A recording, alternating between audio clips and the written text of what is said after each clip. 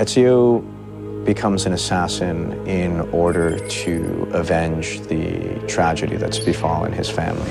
People that are very close to him are taken from him, and he's been branded a traitor and a criminal. The city guards who once respected him now hunt him, and the very people that claimed they would help him in his time of need have now turned against him. Right after this event happens, he finds that mercenaries, prostitutes, and thieves are not the people that he should be fearing, but actually are the most trustworthy people. What was important for me when we built the world of Assassin's Creed 2 is that you felt that you were part of one group of individuals. So we said, let's use the underworld, and so that's your family. The three factions that we have are thieves, courtesans, and mercenaries, which will all help you either distract, elude, or literally beat up your enemies. The faction leaders will be met along the path in Assassin's Creed, and they will be asking you a couple of things to help them as they're helping you. So it's sort of a mutual trade-off between the two. A lot of people will end up helping Ezio.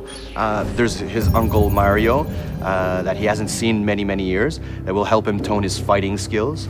There's Machiavelli as well that we find in the game, and finally obviously Leonardo da Vinci, who's going to become quickly a very close friend of Ezio, not to mention a test dummy for his wild inventions. Leonardo is going to be one of your main friends, and basically is going to act as a Q in James Bond. For Assassin's Creed 2, we have the notion of crowd groups, where in Assassin's Creed 1, the crowd was a little bit individualistic, where no one would bunch up together. Now we really have formations that are moving along the city. You can blend in, you can steal from everyone you see, because we have this economic system. So the economic system gave us the opportunity to use the crowd differently than in Assassin's Creed 1. Banking came up just a few years previous to the time period that Assassin's Creed 2 is set. Some of the most prominent Italian families actually went into banking.